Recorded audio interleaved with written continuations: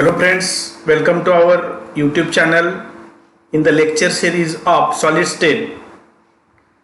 Today we are going to see electrical properties of solids.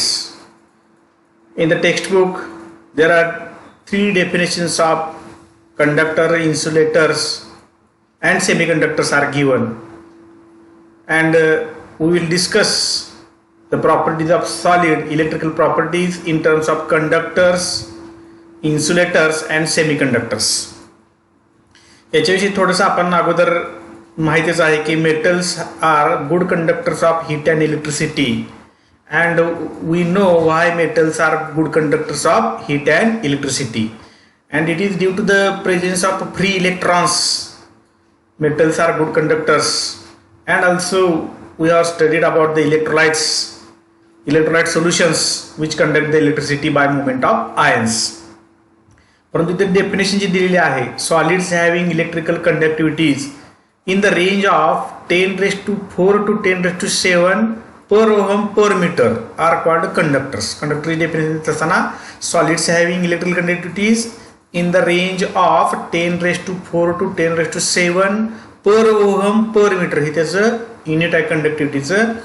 असं जर असेल तर त्याला कंडक्टर असं म्हणायचं. आणि त्याची जे एक्झाम्पल्स आहेत ते आपण पाहिलं तर metals are having free electrons, and due to the presence of free electrons metals are the good conductors. And also metals conduct related by movement of electrons. ही जी मुवमेंट आहे इलेक्ट्रॉनची त्यामुळं इलेक्ट्रिकल कंडक्टिव्हिटी आहे मेटल्सकडे. आणि आपण जर पाहिलं तर दुसरा एक त्यांनी भाग दिला की while electrolytes conduct electricity bye movement of ions. आता हा जो प्रकार आहे इलेक्ट्रोलाइट म्हणजे काय की जो आयन तयार करतो सोल्युशन तयार केल्यानंतर, जसे की NaCl और मोल्टन NaCl और ॲक्टिव्हस NaCl. Molten NaCl also have Na+ ions and Cl- ions. Na+ ions migrate towards cathode because cathode is having negative charge in the electrolysis and anode is having positive charge. Cl- migrates towards anode while Na+ migrates towards cathode, and due to the migration the transfer of electron takes place. Battery suck the electron from anode and push towards cathode. Cl- कडून electron काढून घेते, Cl- deposit होतात ॲनोडला आणि oxidation होऊन Cl2 बाहेर पडतो आणि sodium जो मेटॅलिक सोडियम तयार होतो तो फ्लोट होतो मोल्टन सोडियम क्लोराईडच्या होती. ते आपण पाहिलेले इलेक्ट्रोलिसिस प्रोसेस 10वीपर्यंत कुठेतरी पाहिलेली आहे, 11वीला पाहिलेली आहे. तर या इलेक्ट्रोलिसिस प्रोसेसमध्ये इलेक्ट्रॉनचं मायग्रेशन होते किंवा बॅटरी काय करते, battery it pulls electron from anode and push towards cathode. Movement of electron takes place, and hence electrolytes are also good conductors of electricity. Electrolytes conduct electricity by movement of ions. आणि आपण साध्या भाषेत जर पाहिलं तर conductor म्हणजे any material that allows electric current to pass through it, की ज्याच्यामध्ये इलेक्ट्रिक करंट पास होतो त्याला कंडक्टर असं म्हणायचं. आणि any material that does not allow electric current to pass through it, it is a insulator. आणि याच्यामधल्या ज्या प्रॉपर्टी आहेत त्या कोणाकडे असतात तर सेमी कंडक्टरकडे. The material which is having properties in between conductor and insulator these are known as semiconductors. आपण पाहणार आहोत त्यांची जी रेंज आहे कंडक्टिव्हिटीची ती सुद्धा आपल्याला पाहिजे. आता कंडक्टरमध्ये एक्झाम्पल कॉपर दिले आहे, त्याच्यावर जे इन्सुलेशन दिसतंय ते प्लास्टिकचं ते सुद्धा आपण इन्सुलेटर म्हणून काम करते. हे त्याच्या आतमध्ये जे वायर आहेत त्या कंडक्टर म्हणून काम करतात. ॲल्युमिनियम, स्टील हे जे आहेत ते गुड कंडक्टर्स ऑफ इलेक्ट्रिसिटी असं म्हटलं चालेल. आणि प्लास्टिक, वूड आहे, रबर आहे. आपल्या दैनंदिन जीवनामध्ये आपण वूडचा जो लाकडाचा वापर करतो इलेक्ट्रिक करंट बसू नये म्हणून. आणि ग्लास आहे, हे सुद्धा इन्सुलेटर म्हणून काम करतात. तर इन्सुलेटर्स काय आहे, solids having low electrical conductivities. ह्यांची कशी असते, कंडक्टरची हाय इलेक्ट्रिकल कंडक्टिव्हिटी असते आणि इन्सुलेटरची low conductivities in the range of 10⁻20 to 10⁻10 per ohm per meter, and these are called insulators. Solids having low electrical conductivities in the range of 10⁻20 to 10⁻10 per ohm per meter are called insulators. and most of non-metals and molecular solids belong to this category. म्हणजे जे non metals आहेत सगळे non metals त्यांच्याकडे free electron नसतात किंवा molecular solid they have covalent bonds and hence they do not possess free electrons and hence they act as a insulator. आणि आता तिसरा प्रकार आहे semiconductors. Solids having electrical conductivities in the range of 10⁻⁻6 to 10⁴. म्हणजे 10⁴ इथं आहे आणि हे 10⁻⁻10 आहे. तर याच्यामधल्या property 10⁻⁻6 to 10⁴ per ohm per metre अशी जी कंडक्टिव्हिटी ज्यांच्याकडे आहे ज्या मटेरियलकडे आहे त्याला सेमी कंडक्टर असं म्हणतात. आणि सेमी कंडक्टरमध्ये मटेरियल दोनच महत्त्वाचे आपले सेमी कंडक्टर जे नॅचरली ऑकरिंग आहेत सिलिकॉन आणि जर्मेनियम हे जे आहेत ते सेमी कंडक्टर्स आहेत. मग त्यांचं डॉपिंग करता येते ते सुद्धा आपण पाहणार आहोत. They are doped with trivalent or pentavalent impurities. पण आपल्या 3 जो प्रकार पाहायचे आहेत इलेक्ट्रिकल प्रॉपर्टीज ऑफ सॉलिड्समध्ये. सॉलिड मेनली 3 प्रकारामध्ये डिवाइड केले आहेत conductors insulators and semiconductors. हे जे 2 प्रकार आहेत conductors and insulators already we have seen but the definition we have seen this definition solids having electrical conductivity in the range of 10⁴ to 10⁷ per ohm per meter त्याला conductors म्हटलं. आणि examples आहेत metals आहेत. Insulator त्यांची जी conductivity आहे 10⁻20 to 10⁻10 per ohm per meter या value आपल्याला लक्षात ठेवायचं. आणि semi conductors solids having electrical conductivity in the range of 10⁻⁶ to 10⁴ per ohm per meter are called semiconductor. डेफिनेशनसाठी आपल्याला हे लक्षात ठेवायचं आहे. आणि मेटलाइट्स जे आहेत ते सिलिकॉन जर्मेनियम यांना सेमी कंडक्टर्स असं म्हणतो आपण. आता these conductivity of material is described in terms of band theory whether it is a conductor insulator or semiconductor. It is described in terms of band theory. And what is band theory? In this band theory, electrical conductivity of metals, non-metals and metalloids explained in terms of band theory. Metals काय आहेत तर conductors आहेत. Non metals काय आहेत तर ते insulator म्हणून काम करतात. आणि metalloids are the semiconductor. हे आपण आता पाहिले. परंतु हे बँड थिअरीच्या माध्यमातून आपल्याला पाहायचं आहे. बँड म्हणजे नेमकं काय आहे तर band is made up of closely placed electronic energy levels. Band म्हणजे closely placed electronic energy levels आहेत. इलेक्ट्रॉनिक एनर्जी लेवल्स म्हणजे electrons are responsible for the current flow of current and hence a band is made of closely placed electronic energy levels. ते band काय आहेत आपल्याला पाहिजे. And band is correlated it is correlated to formation of molecular orbitals by interaction of atomic orbitals. आणि हा जो part आहे interaction of atomic orbitals combines together to form molecular orbitals.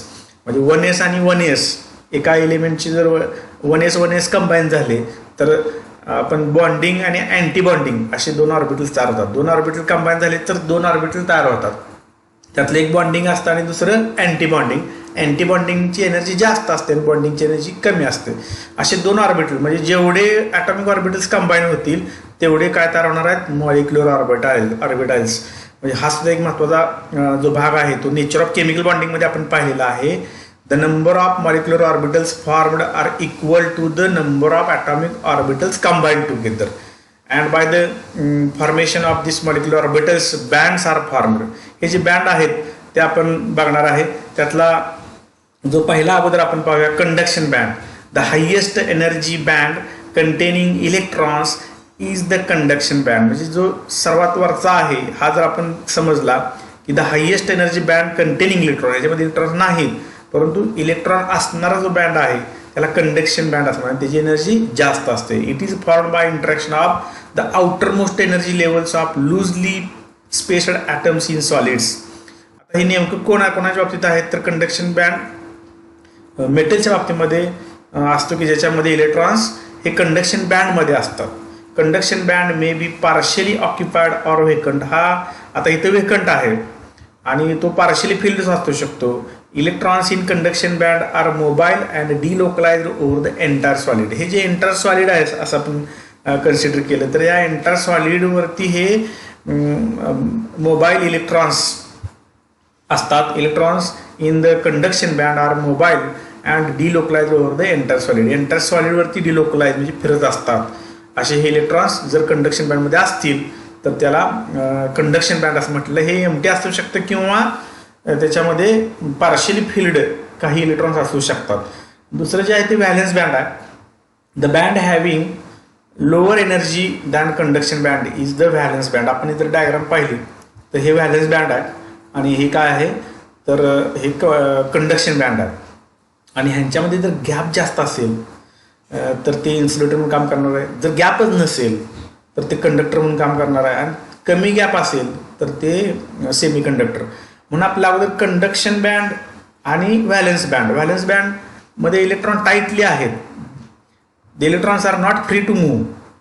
The band having lower energy than conduction band is the valence band, and the electrons in valence band are not free to move because they are tightly bound to the respective nuclei. म्हणजे covalent bond त्याच्यामध्ये तयार झालेला आहे आणि covalent bond तयार झालेला असल्यामुळे ते इलेक्ट्रॉन्स फ्री नाहीत. असं जर असेल कंडक्शन व्हॅलेन्स बँडमध्ये इलेक्ट्रॉन्स जर ते कंडक्शन बँडमध्ये जात नसतील तर कंडक्शन पॉसिबल नाही. दुसरा जो बँड गॅप म्हणजे 3 टर्म जे आहेत कंडक्शन बँड, व्हॅलेन्स बँड आणि band gap. The energy difference, हा जो डिफरन्स दिसतो energy difference between valence band and conduction band is called band gap. What is band gap? The energy difference between valence band and conduction band is called band gap. Size of the band gap decides whether electrons from valence band can be promoted to vacant conduction band or not when band gap is too large to promote electrons from valence band to vacant conduction band by thermal energy. It is called forbidden zone. आता इथं जे दाखवलेलं आहे ते जाणीवपूर्वक जास्त difference असणार. Forbidden zone large energy gap conduction band आणि व्हॅलेन्स बँडमध्ये आहे. Hence, electrons from valence band cannot be promoted by the absorption of thermal energy. Thermal energy किती जरी घेतली तरी व्हॅलेन्स बँडचे जे इलेक्ट्रॉन्स आहेत ते कंडक्शन बँडमध्ये एंट्री करत नाहीत. जर कंडक्शन बँडमध्ये इलेक्ट्रॉन नसतील तर ते मटेरियल इन्सुलेटर म्हणून काम करतं. आणि हा जो झोन आहे, हा जो एनर्जी गॅप आहे त्याला फोरबिडन झोन असं म्हटलेलं आहे. Because it is having large energy gap between valence band and conduction band. म्हणजे electron cannot be promoted from valence band to conduction band by the absorption of thermal energy and it is called forbidden zone. Forbidden zone. अशा पद्धतीने ही 3 term आपल्याला माहित पाहिजे. Band कुठले? Band थेअरीमध्ये 3 term आपल्याला माहित पाहिजे. कंडक्शन बँड, व्हॅलेन्स बँड आणि बँड गॅप. आता आपण जर पाहिलं तर मेटल्समध्ये काय असणार आहे? मेटल्समध्ये कंडक्शन बँड आणि व्हॅलेन्स बँड एकमेकाच्या जवळ असणार आहेत किंवा ओव्हरलॅप झालेले असणार आहेत असं म्हटलं चालेल. आणि कंडक्शन बँडमध्ये ऑलरेडी इलेक्ट्रॉन्स आहेत. Not necessary to take the electrons from valence band. Already electrons are present in conduction band and these valence band and conduction band will be overlapped. जर आपण सेमीकंडक्टर पाहिलं तर काय असेल तर सेमीकंडक्टरमध्ये हे जे डिस्टन्स आहे between valence band and conduction band there is a very small gap between these 2 bands. Hence, by the absorption of heat energy, electron can be promoted from valence band to empty conduction band. दोघांमध्ये इन्सुलेटरमध्ये आणि सेमीकंडक्टरमध्ये सेमच आहे, फक्त हा energy gap सेमीकंडक्टरमध्ये कमी असतो आणि इन्सुलेटरमध्ये हा जास्त असतो. अशा पद्धतीने आपल्याला बँड थेअरी पाहिजे आहे. आपण मेटलचं एक्झाम्पल घेऊया किंवा आता एक टेक्स्टमध्ये आपल्याला अशा पद्धतीने दिलेलं आहे की डायमंड जर पाहिलं आपण तर डायमंडमध्ये किती गॅप आहे? 5.47 इलेक्ट्रॉन व्होल्ट एवढा एनर्जी गॅप आहे. Energy gap it is 5.47. This energy gap in terms of electron volt 5.47. सोडियमच्या बाबतीमध्ये किती आहे? 0. म्हणजे हे दोन्ही बँड एकमेकाला टच आहेत, ओव्हरलॅप आहेत. And also conduction band contains electrons. Silicon जर पाहिला आपण म्हणजे हा मेटल आहे सोडियम, तर तो काय काम करेल तर तो हा कंडक्टर असेल. डायमंड हा कंडक्टरही नाही म्हणजे इन्सुलेटर म्हणूनच काम करेल. It do not conduct the electricity. Silicon काय करेल तर सिलिकॉन हा अंतर 1.12 आहे इलेक्ट्रॉन व्होल्टमध्ये. एनर्जी गॅप किती आहे? 1.12 इलेक्ट्रॉन व्होल्ट म्हणजे कमी अंतर आहे. Electron can be promoted from valence band to conduction band, and by this promotion it can conduct electric current. Germanium त्याच्यापेक्षा कमी आहे 0.67, म्हणजे हे दोन काय आहेत तर सेमी कंडक्टर आहेत, हा काय तर कंडक्टर आहे आणि हा इन्सुलेटर. अशा पद्धतीनं आपल्याला मटेरियलचं दिलेलं आहे. द मेटल्स, आता आपण पाहिलं की metals are the good conductors of electricity. The outermost electrons of all the atoms in the metallic crystal occupy conduction band. The outermost जे इलेक्ट्रॉन्स आहेत, आपण सोडियमचं एक्झाम्पल घेणार आहे की सोडियमचं जे कॉन्फिगरेशन आहे, कॉन्फिगरेशन कशा पद्धतीचं आहे बघा.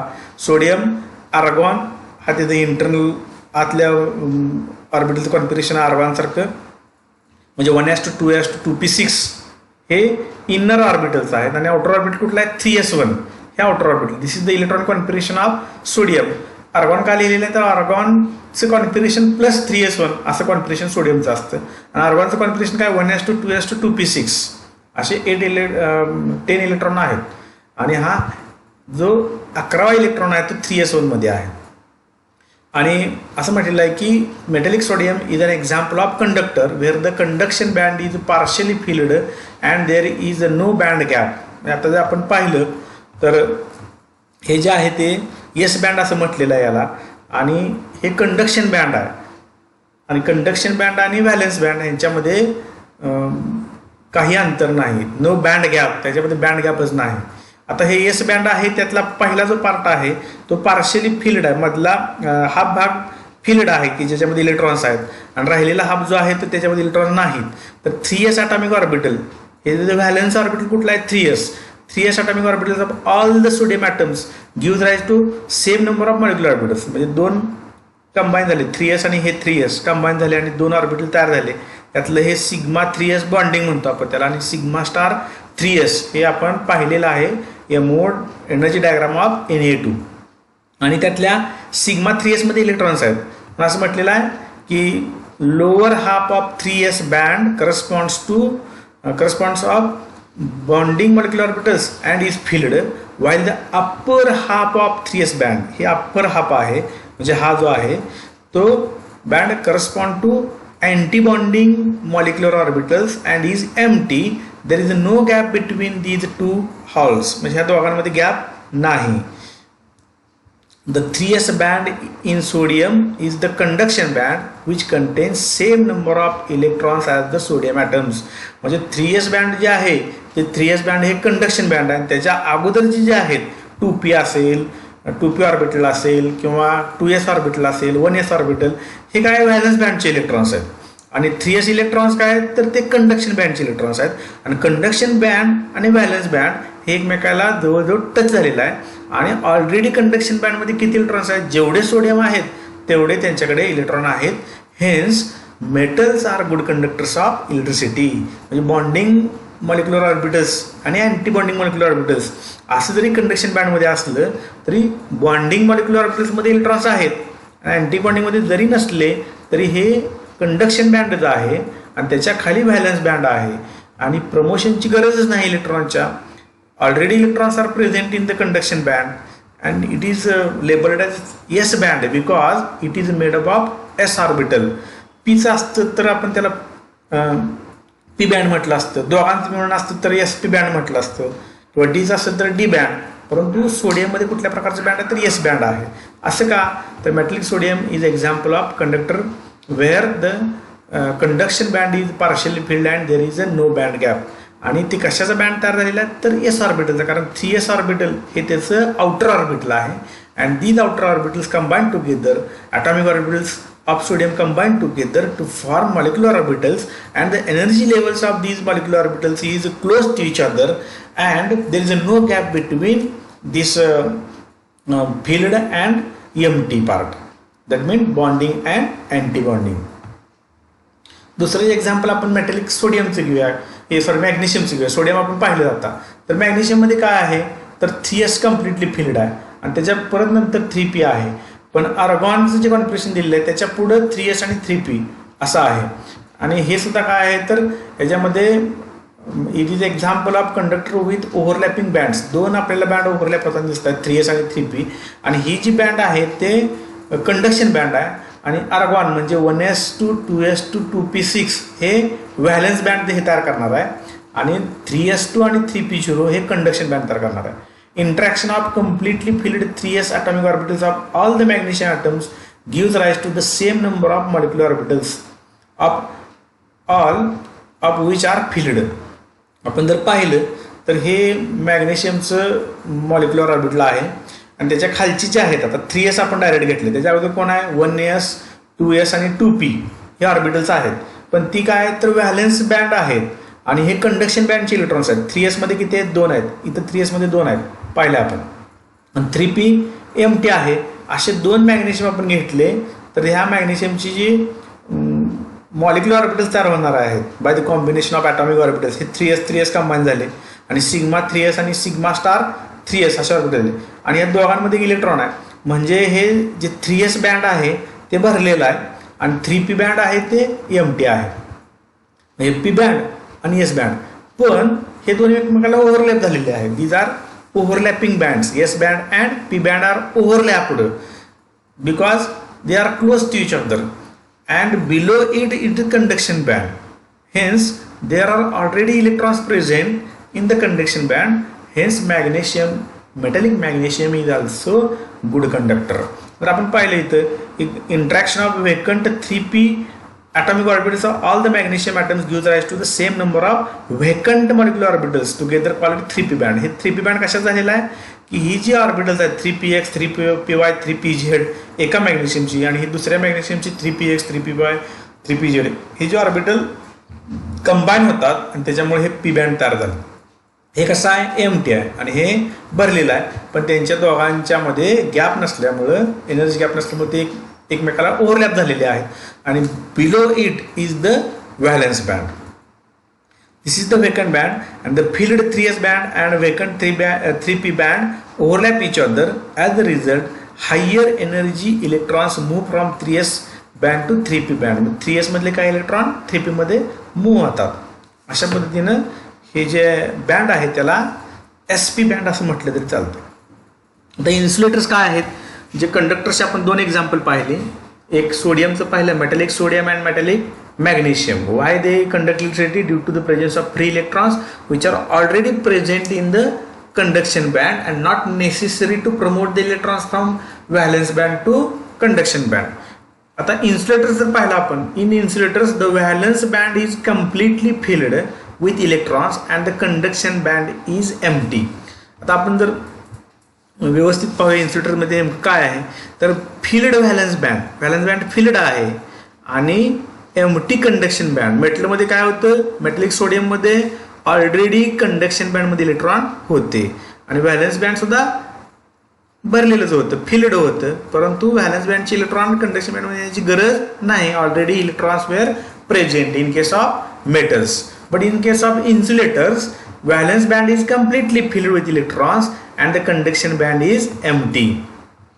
The valence band and conduction band in insulators are separated by large energy gap called forbidden zone. आपण पाहिलेला अगोदर हा जो गॅप आहे या दोघांमधला तो लार्ज असतो कशामध्ये इन्सुलेटरमध्ये आणि त्याला फॉरबिडन झोन असं म्हटलेलं आहे.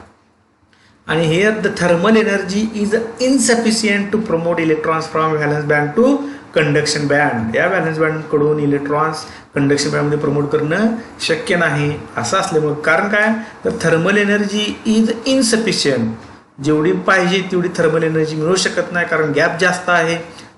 It is known as forbidden zone. Hence electrons from the valence band cannot be promoted to the conduction band and as a result these are conduction band remains vacant. The material is therefore an insulator. काय insulator म्हटलं तर conduction band हे empty राहणार आहे, vacant राहणार आहे आणि त्यामुळे त्याच्यामधून इलेक्ट्रिसिटी पास होऊ शकत नाही, पण त्याला इन्सुलेटर असं म्हटलं. आता दुसरा जो राहिलेला प्रकार आहे मेटल झाले, इन्सुलेटर झाले, तर semiconductors. Electrical conductivity of semiconductor material intermediate between that of metals and insulators. हे आपण पाहिलेलं आहे. The metalloids silicon and germanium act as a semiconductors. तर सिलिकॉन आणि जर्मेनियम हे 14 ग्रुप एलिमेंट्स आहेत, 14 ग्रुपमधले एलिमेंट्स आहेत. Silicon, carbon, silicon, germanium, tin and lead. त्यातला काही प्रमाणात कार्बन हा सेमी कंडक्टर म्हणून काम करणार आहे. Silicon and germanium these are semiconductors. आता ते कार्बन कधी सेमीकंडक्टर म्हणून काम करतो ते आपण शेवटी पाहणार आहे. But silicon and germanium act as a semiconductors. आता सेमीकंडक्टर्समध्ये 2 प्रकार परत आहेत, तर ते आपण नंतर पाहणार आहोत. पण सेमीकंडक्टरचं वैशिष्ट्य काय असतं, तर या दोन्ही डायग्रामकडे आपण जर पाहिलं तर कंडक्शन बँड आणि व्हॅलन्स बँड, हा जो फील्ड व्हॅलन्स बँड आहे आणि हा एम्प्टी कंडक्शन बँड आहे, दोघांमध्ये सेम प्रकार आहे, field valence band and empty conduction band. But the only difference is the difference between these two energy levels, valence band and conduction band, there is a large gap, while in case of semiconductors there is a very small gap, energy gap between these two bands, valence band and conduction band. Hence, by the absorption of a small amount of energy, electron from valence band can be promoted to the conduction band. That means when thermal energy is applied, some of the covalent bonds between silicon atoms they break and electrons from the valence band goes to the empty conduction band, and as a result of this electric current is passed through them. Like insulators, the valence, आपण आताच पाहिले की valence band in semiconductor is completely filled with electrons and conduction band is empty. दोघांमध्ये सेमच आहे. However, the energy gap between the two bands is smaller than that in इन्सुलेटरपेक्षा small असतो. 3 प्रकार आपण पाहिलेले आहेत, एक कंडक्टर, इन्सुलेटर्स आणि सेमीकंडक्टर, बाय युजिंग बँड थेरीच्या माध्यमातून आपण हे पाहिलेलं आहे. कंडक्टरचे 2 एक्झाम्पल आपण घेतले, metallic sodium and metallic magnesium. आणि इन्सुलेटरमध्ये जनरल पाहिलं आपण की एनर्जी गॅप हा जास्त असतो, आणि सेमीकंडक्टरचे 2 एक्झाम्पल पाहिले आपण, सिलिकॉन अँड जर्मेनियम. आता effect of temperature on conductor and semiconductor. तर टेम्परेचरचा काय परिणाम होतो, तर आपण पाहिलं तर conductivity of conductor decreases with increase in temperature, while conductivity of semiconductor material increases with increase in temperature. कंडक्टरच्या बाबतीमध्ये डिक्रीज होते कंडक्टिव्हिटी आणि सेमीकंडक्टरच्या बाबतीमध्ये इन्क्रीज होते. त्याचं रिझन आपल्याला बघायचं आहे. The cations of metal atoms occupying lattice sites vibrate about their main position. आता आपल्याला माहित आहे की मेटल्समध्ये काय असतं, तर कॅटायन्स आहेत आणि फ्री इलेक्ट्रॉन्स आहेत. Cations are present in the sea of free electrons असं म्हटलं जातं. Cations are present in the sea of free electrons. समुद्रामध्ये, फ्री इलेक्ट्रॉनच्या समुद्रामध्ये मेटलचे कॅटायन्स आहेत. हे कॅटायन्स जे आहेत ते त्यांच्या साईड्सला आहेत असं म्हणतो आपण, लॅटिस साईडमध्ये आहेत. When temperature is increased or at higher temperature, what happens? Metal cations undergo increased vibrations. म्हणजे त्यांचं व्हायब्रेशन आहे ते वाढतं अबाउट देअर लॅटिस साईड्स, म्हणजे ज्या त्यांच्या फिक्स्ड पोझिशन आहेत त्या फिक्स्ड पोझिशनच्या भोवती त्यांचं व्हायब्रेशन वाढतं. कशामुळे तर टेम्परेचर इन्क्रीज केल्यामुळे. आणि व्हायब्रेशन वाढल्यामुळे flow of electrons is interrupted by increased vibrational motion. As a result, conductivity of metal decreases with increase in temperature. It is very important that with increase in temperature, why the conductivity of conductor decreases with increase in temperature, because at higher temperature metal cations undergo increased vibrational motion and they interrupt the movement of or flow of electrons. Flow of electrons is interrupted by the increased vibrational motion, and hence as temperature increases conductivity of conductor decreases. तर सेमीकंडक्टरच्या बाबतीत मी मागा सांगितले की as the temperature increases the conductivity of semiconductor increases. Why? Because the electrical conductivity of semiconductor increases with increasing temperature. This is because the number of electrons with sufficient energy. आपण पाहिले की conduction बँडमध्ये electron नसतात, परंतु जर यांना temperature वाढवलं तर काही कोव्हॅलंट बॉन्ड ब्रेक होणार आहेत आणि व्हॅलन्स बँडमधून इलेक्ट्रॉन कुठे जातात, तर कंडक्शन बँडमध्ये जातात. आणि त्यामुळं conduction band with sufficient energy so as to get promoted to the conduction band. Valence बँडकडून कंडक्शन बँडकडे increase as temperature rises, and thus at higher temperature there are more mobile electrons in the conduction band and more vacancies in the valence band than at lower temperature. In fact, semiconductors are insulator at low temperatures and conductors at high temperature. आपण जर पाहिलं तर energy gap आहेत सेमीकंडक्टरमध्ये, valence band आणि conduction बँडमध्ये energy gap आहे. म्हणून at 0 kelvin असं जर म्हटलं आपण 0 kelvin there are no electrons they can be promoted from covalent band to conduction band and hence semiconductors are also insulator at lower temperature, but as the temperature increases some of the covalent bonds are broken and the electrons from the valence band are promoted to the empty conduction band, and if the number of electrons in the conduction band increases the material becomes conductor. आता जे आपण material पाहिलं की जे semiconductor आहे हे semiconductor two टाईपचं असतं. There are 2 types of semiconductor, intrinsic semiconductor and extrinsic semiconductor. मी इथं लिस्ट जाणीवपूर्वक केलेली आहे की दोघांमध्ये काय फरक आहे नेमका ते आपल्याला बघायचं आहे. इंट्रेन्सिक म्हणजे त्याची स्वतःची असणारी प्रॉपर्टी आहे. एक्सट्रेन्सिक सेमीकंडक्टर म्हणजे डॉप्ड म्हणजे त्याच्यामध्ये इम्प्युरिटी ॲड करून म्हणून त्याला एक्सट्रेन्सिक असं म्हटलेलं आहे. इंट्रेन्सिक म्हणजे अंतर्गत त्याची स्वतःची प्रॉपर्टी आणि एक्सट्रेन्सिक म्हणजे बाहेरून त्याच्याकडे लादलेली अशी प्रॉपर्टी आहे. म्हणून semiconductor are of 2 types, intrinsic semiconductor and extrinsic semiconductor.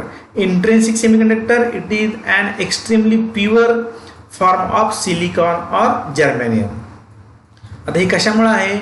Intrinsic semiconductors are the pure silicon or germanium, they act as a intrinsic semiconductor, and extrinsic it is an impure form of silicon or germanium doped with trivalent or pentavalent impurity.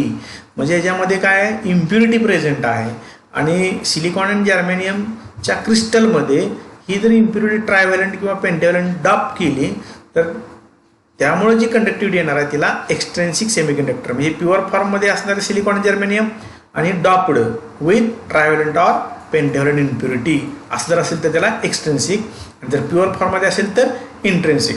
आता conductivity of the intrinsic semiconductor is poor and the conductivity of extrinsic semiconductor is high. तर त्याचं रिझनही आपण बघणार आहे. Number of holes and electrons are same. आता हे आपण डायग्रामवरून आपण बघू शकतो. नेमकं इंट्रेन्सिक सेमीकंडक्टरमध्ये आपण जर पाहिलं की सिलिकॉन ॲटम्स हे सिलिकॉनचे एका सिलिकॉनच्या भोवती 4 सिलिकॉनचे ॲटम आहेत आणि आपण पाहिलं तर हे ऑक्टेट पूर्ण झालेलं आहे एका सिलिकॉनचं. असं प्रत्येक सिलिकॉनचा ऑक्टेट पूर्ण आहे अगोदरच, आणि हे ऑक्टेट पूर्ण असल्यामुळे हे कम्प्लीट कोव्हॅलंट बॉन्ड आहे हा, because it is formed by sharing of electrons. These are the covalent bonds. And if heat energy is supplied, some of these covalent bonds are broken and free electrons are formed, and holes are also formed. Electrons are also promoted to the conduction band and hence electric current flows. परंतु हे pure फॉर्ममध्ये असल्यामुळं conductivity poor आहे आणि number of holes and electrons are same. आता हा जर electron promote केला कंडक्शन बँडला, व्हॅलन्स बँडचा इलेक्ट्रॉन आहे, कोव्हॅलंट बॉन्डचा आहे, तो व्हॅलन्स बँडचा इलेक्ट्रॉन कंडक्शन बँडमध्ये गेला तर इथं होल तयार झालं, आणि म्हणून म्हटलेलं आहे नंबर ऑफ होल्स किती तयार होतील, जेवढे इलेक्ट्रॉन कंडक्शन बँडमध्ये जातील तेवढे होल्स तयार होतील. Hence number of holes and electrons are same. आणि आपण जर पाहिलं की एन टाईप आणि पी टाईपमध्ये जर बघू आपण, तर एन टाईपचं पहिला एक्झाम्पल बघूया. एन टाईपमध्ये pentavalent impurity like phosphorus, arsenic, these are doped in the silicon crystal. म्हणजे पेंटाव्हॅलंट इम्प्युरिटी टाकली तर एक इलेक्ट्रॉन जादा आहे, निगेटिव्ह चार्ज जादा म्हणून त्याला एन टाईप असं म्हटलं जातं. पुढे आपण पाहणार आहोत. मग एक इलेक्ट्रॉन जास्त आहे म्हणजे निगेटिव्ह चार्ज हा जास्त आहे म्हणून त्याला एन टाईप असं म्हटलेलं आहे.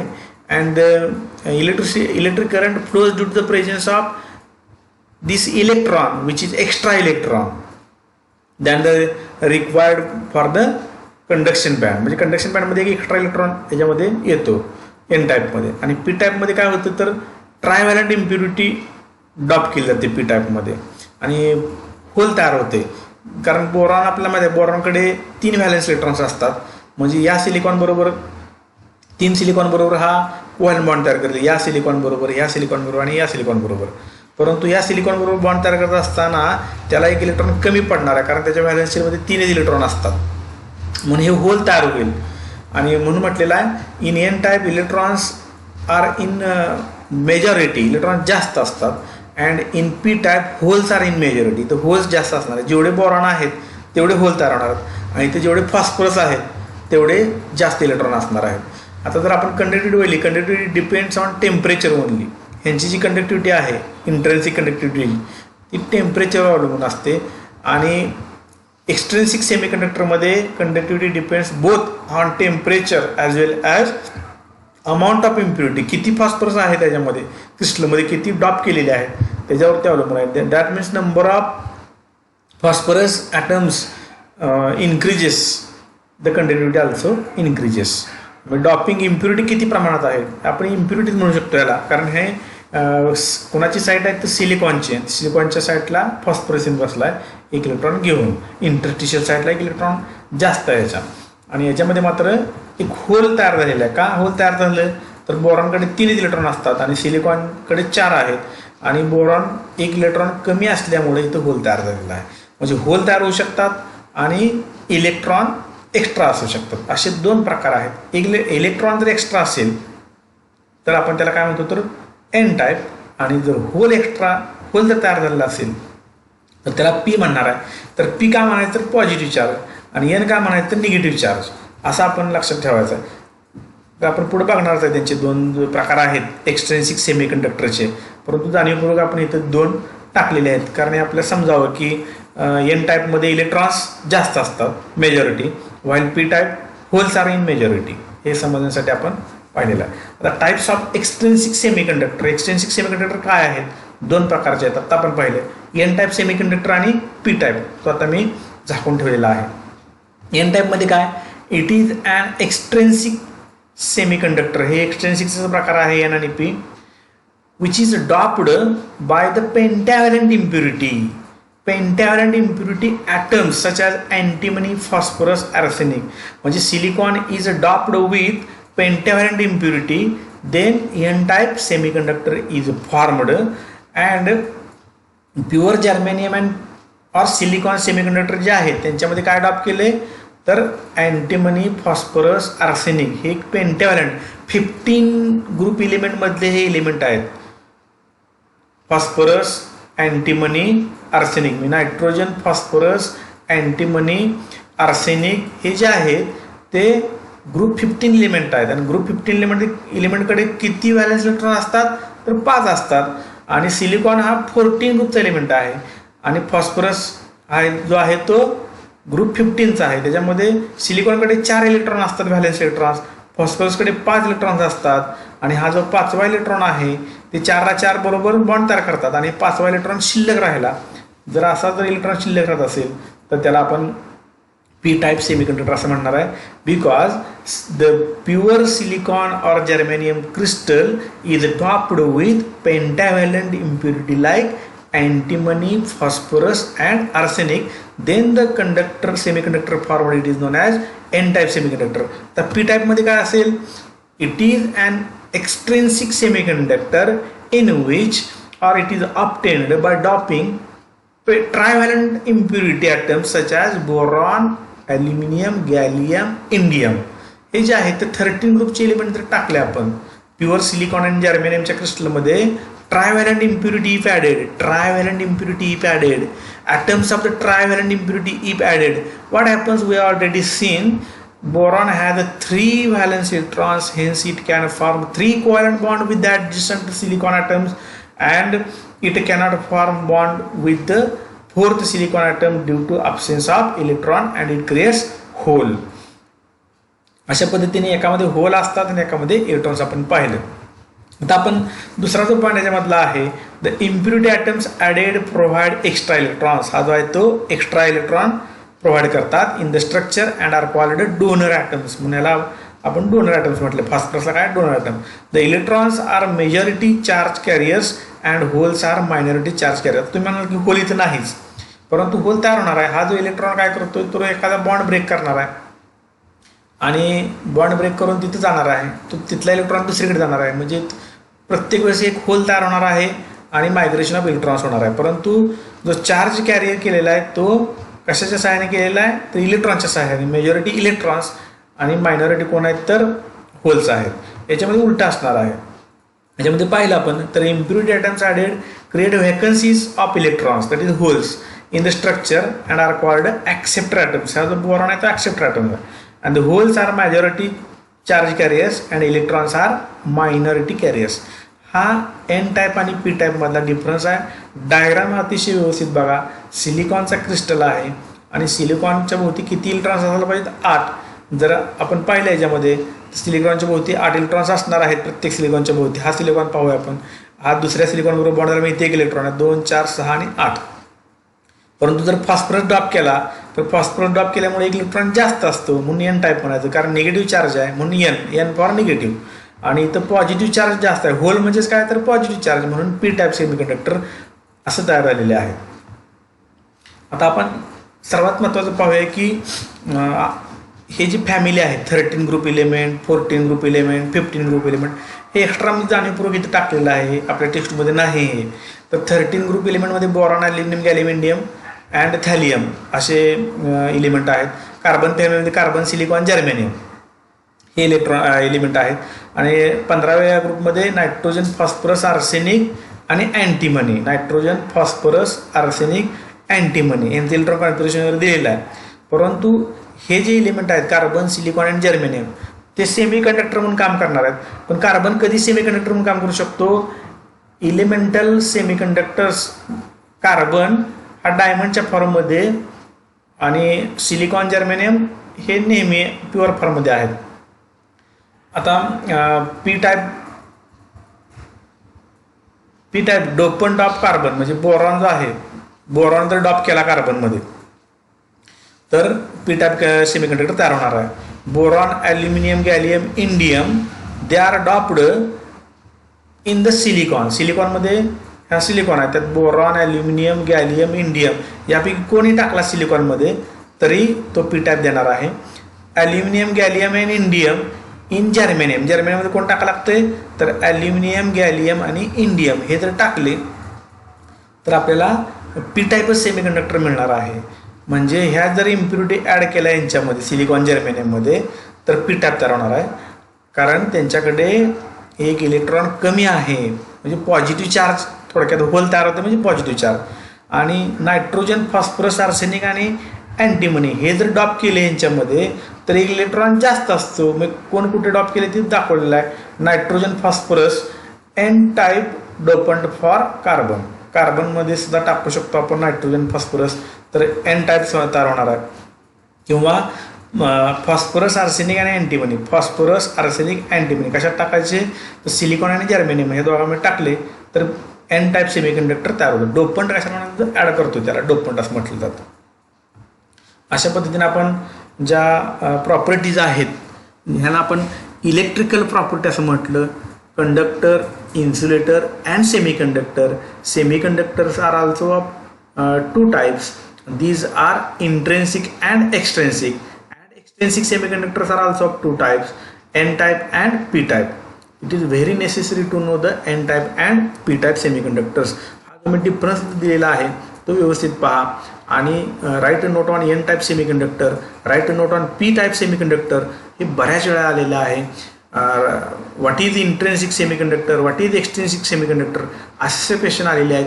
पण जास्तीत जास्त क्वेश्चन हे describe N type semiconductor, describe P type semiconductor आणि MCQ सुद्धा बऱ्याच वेळा आलेले आहेत की ज्याच्यामध्ये सीडला सुद्धा MCQ आलेले आहेत. कसे की if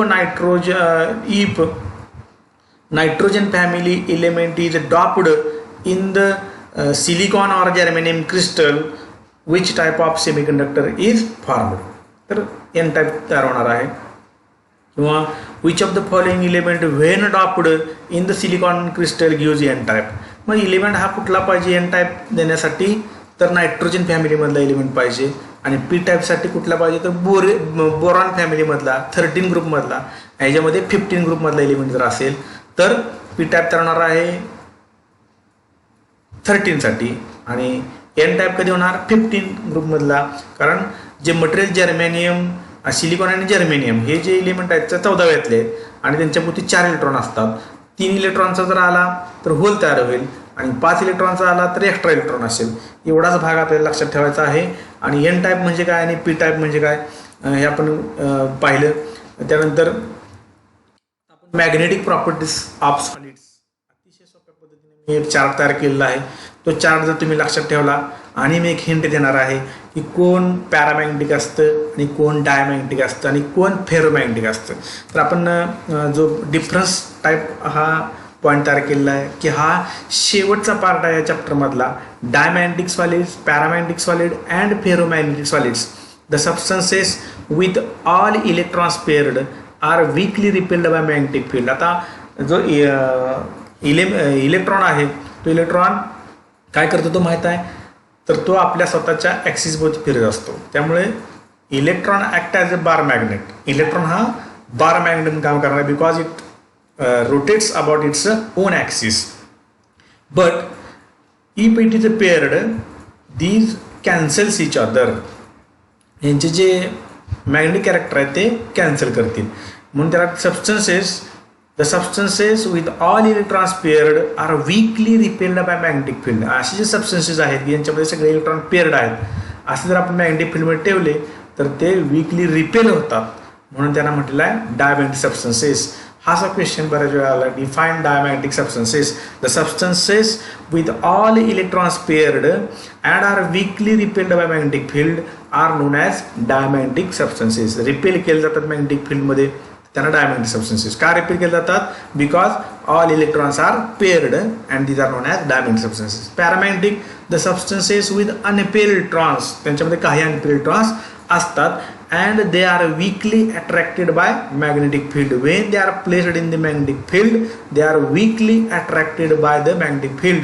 Hence these are known as paramagnetic substances or paramagnetic solids because they contain unpaired electrons. Magnetic properties. Why they show magnetic properties? Because they contain unpaired electrons, while the substances which do not have unpaired electrons, that means they have paired electrons, spin paired. It is known as spin paired. And whenever there is a spin paired, that material is diamagnetic, while the material which have unpaired electron is paramagnetic, and it is weakly attracted by magnetic field. When it is placed in the magnetic field, it is weakly attracted. आता आपण ferromagnetic हे increasing ऑर्डरमध्ये property आपण लावलेल्या आहेत. Ferromagnetic solids म्हणजे काय किंवा फेरोमॅग्नेटिझम कधी असू शकतं? The substances containing large number of unpaired electrons are attracted strongly by magnetic field. इथे वीकली होते. हे कसे आहे मॅग्नेटिक फील्डमध्ये अट्रॅक्ट होतात? तर strongly they are attracted. Why they are strongly attracted towards the magnetic field? Because they contains large number of unpaired electrons. Board एक्झाममध्ये what are ferromagnetic substances explain with example अशा पद्धतीचा question आलेला आहे. तो आपण कसा लिहावा? तर फेरोमॅग्नेटिक सबस्टन्सची पहिला डेफिनेशन लिहा आणि त्याचे एक्झाम्पल लिहा. Iron, cobalt, nickel, gadolinium and CrO2 हा सबस्टन्स आहे आणि हे इलेमेंट आहेत. Why these element shows ferromagnetism? Due to presence of large number of unpaired electrons. If we considered Fe contains 4 unpaired electrons. Feमध्ये 4 अनपेअर्ड इलेक्ट्रॉन्स आहेत 3D ऑर्बिटलमध्ये. याचं जर configuration आपण लिहिलं तर कॉन्फिगरेशन असं येणार आहे 3s2 3d6 म्हणजे 4 अनपेअर्ड इलेक्ट्रॉन्स याच्यामध्ये असतात. म्हणून जेवढे अनपेअर्ड इलेक्ट्रॉन जास्त असतील तेवढे ते मॅग्नेटिक फील्डमध्ये स्ट्रॉंगली अट्रॅक्ट होईल. म्हणून त्याला ferromagnetic substances. The substances which contains large number of unpaired electrons and are strongly attracted by magnetic field, these are known as ferromagnetic substances. आता diamagnetic substances they do not exhibit magnetism. Property असू शकत नाही मॅग्नेटिझमची. Paramagnetic substances or solids exhibit magnetism in presence of external magnetic field, but when external magnetic field is removed they do not show magnetism. magnetism कधी दाखवतात?